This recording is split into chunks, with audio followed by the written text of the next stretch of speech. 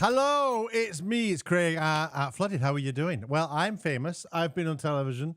I was contacted yesterday by Mark Dolan from GB News asking me if I would come on a slot he was wanting to do that afternoon, talking about Russell Brand. Well, not talking about Russell Brand, but talking about the documentary and how it had been made and a little bit about my background and work and my experiences of working with celebrities and from the comedy world, I guess, which I agreed to do. And you can find it if you want by going on the internet and looking for it.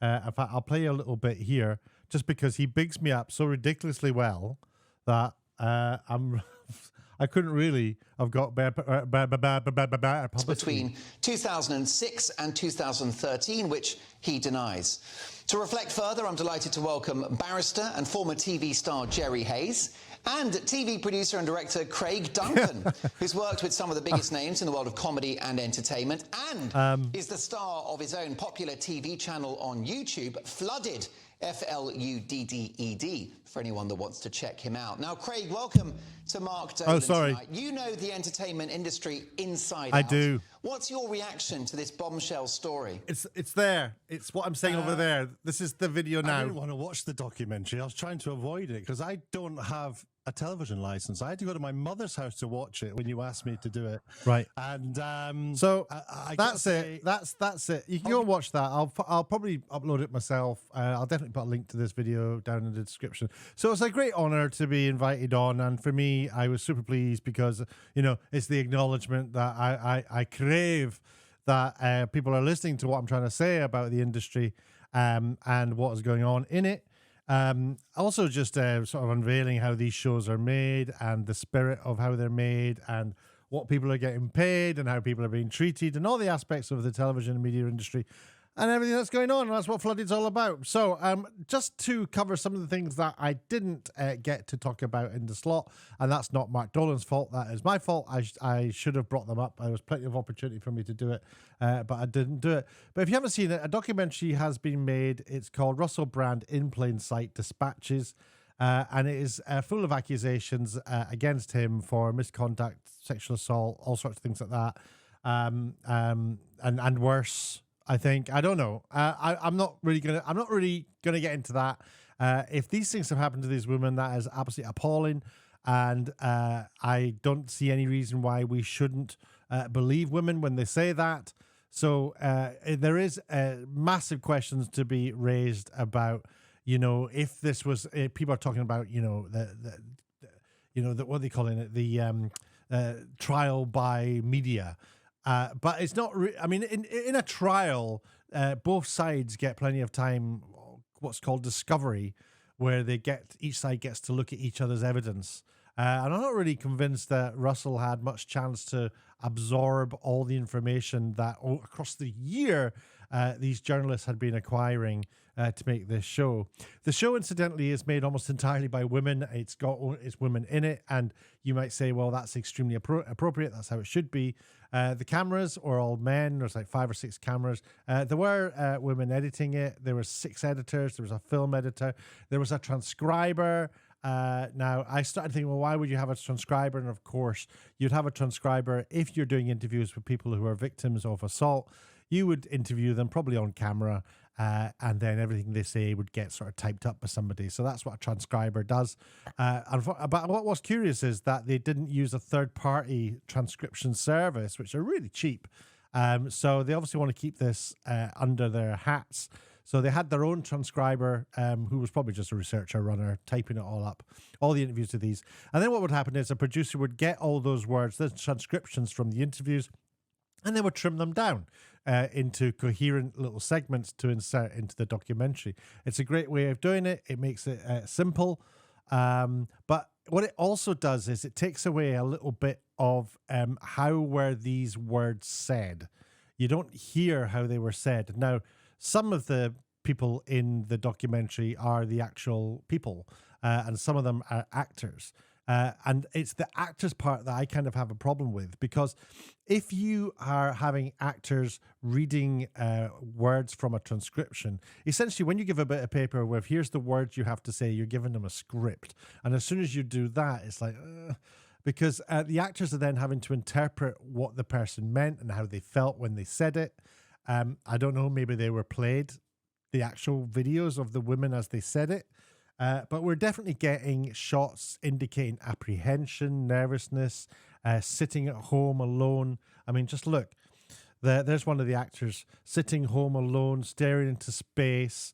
You know, it's all very blues and natural daylight and dark. They're in a darkened room, and there's lots of this sort of thing going on. But look how dark it is. Now, I've employed this technique as well to make things look, you just use like one sort of source of natural light. It actually takes a hell of a lot of DOPing to get it looking like that. Well, it looks like it hasn't been lit at all, but I can assure you a lot of time and energy went into lighting this the way like this. Lots of black shadows, dark shadows across the face.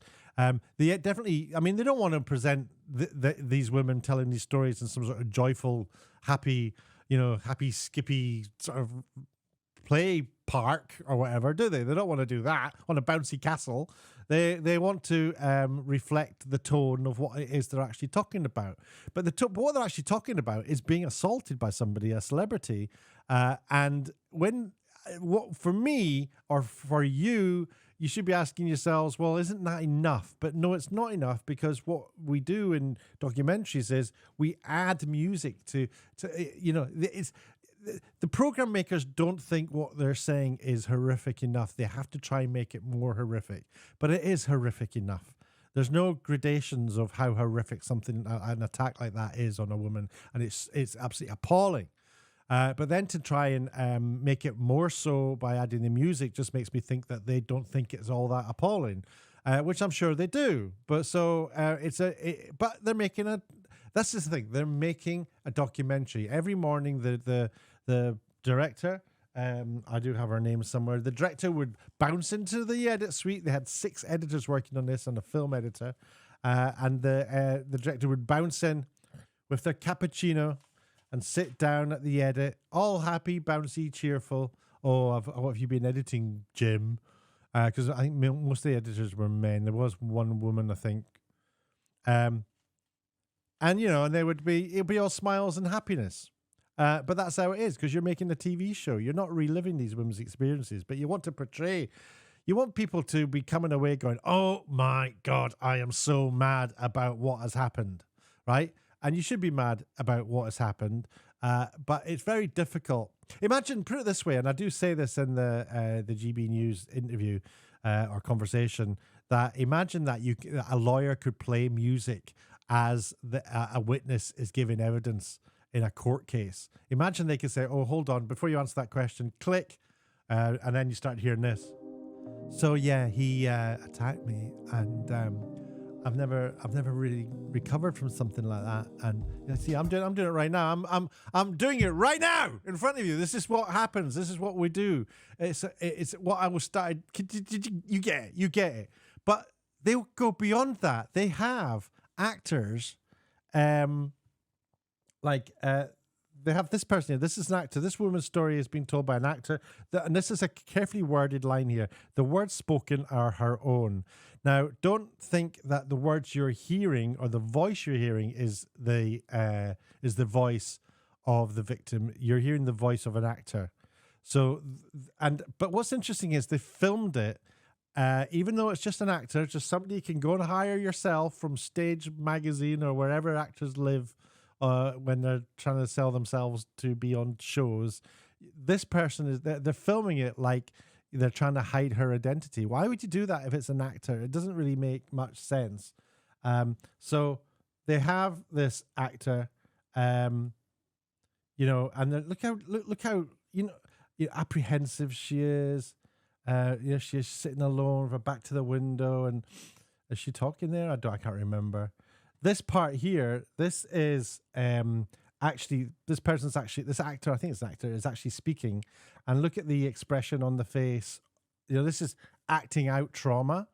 So I don't know, if it isn't an actor, I apologize. I got it wrong. It's not clear. I can't sit and watch this documentary to the degree that I would need to do a full analytical analysis of it, because I don't care enough. I've seen these documentaries all the time. We used to make them. I've lit documentaries. Well, I haven't lit it. You get somebody to light it like this for you. And I've seen it all before, but I've never seen this idea of an actor acting out the trauma. It's kind of curious, very curious indeed that's happened. There she is again, just like, you're not seeing the face fully. This is an actual victim here. This is somebody, they've done it so that you can't actually get any features whatsoever. This is why I was kind of thinking you could tell when the actors, but I think there's a woman on here who's actually happy for her identity to be revealed. This is Alice, who's the 16-year-old. And I guess in a way the program was duty bound because there's a law break going on there. Not just about what she's saying happened to her, but also just by her very age. So I don't know if there's a sort of Ofcom rule about, well, this is what you can't reveal her identity. I don't know. But they've got somebody who's very slight of frame. Well, this isn't an actor, so she's still very. It must have been. I mean, whatever experience she went through, it was quite a long time ago. But this frame of this person still looks very young to me. But I can't tell. It's just a silhouette. Now, I once made a documentary I was in Tokyo filming, and I was doing a film about the Yakuza.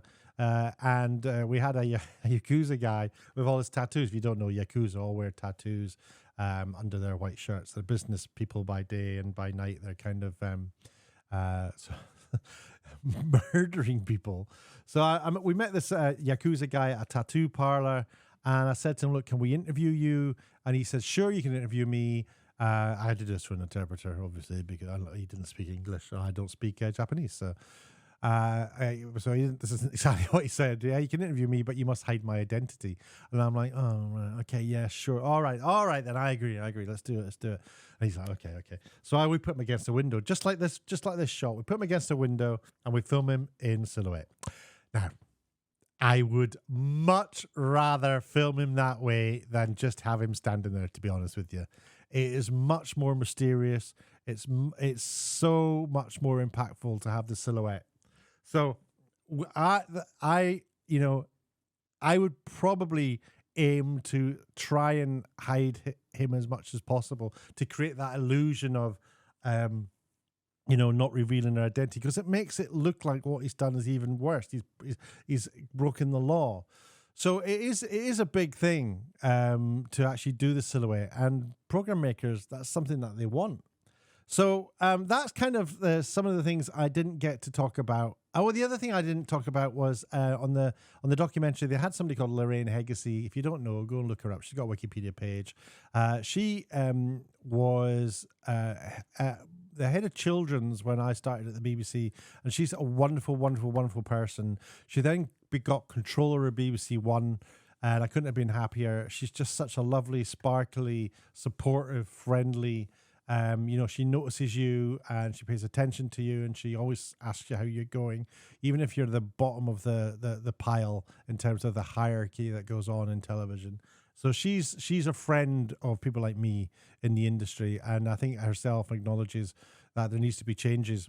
So Lorraine Heggessy is in this documentary sort of arguing the corner. She actually says something which is quite interesting. I wrote it down. She does a quote. She says that Russell Brand was horrible. Hold on. He was a heroin addict on MTV. He was a sex addict on E4, and he was a predator on Radio 6 and Radio 2 on the BBC. So when she said that, I was kind of thinking, well, this was a time when you were kind of at the BBC as well. So it's kind of, why is the BBC... why is the BBC employing a heroin addict from MTV and also a sex addict from E4? It's because how Russell Brand was and how he behaved back then, and I'm not talking about assaults or anything like that, just how he was in terms of his general, the behavior we saw on screen, that is something that the media wanted. That's what he was selling to them. And that's what you got. You got what you were never disappointed. It was called being edgy, and people are still being edgy today. And there's kind of like there's wanting to nip being edgy in the bud. The way the victims would talk about something happening to them, and then it would cut to him, being on stage, almost as if they're backstage while he's out on stage laughing about what he's just done to them. That was the impression you got from it. So anyway, that's kind of like a review, I guess, of what I thought about this documentary. I also just wanted to extend the sort of things I didn't say when I was on GB News. And I might make a video about the process of getting on that show as well, because it was very interesting it's kind of reasonably interesting what the little bit you do before you go on air and whatnot. But for now, I think that's it from me. I hope you enjoyed that. I'm interested to know what you think. If you noticed some of these things that I'm mentioning, what your thoughts are. Should programs do that? Is it like creative license to do that? Artistic license? What do you think? Let me know down in the comments. Please do go and watch the full conversation I have with the guys at GB News. And I look forward to chatting to you next time. You take care of yourselves.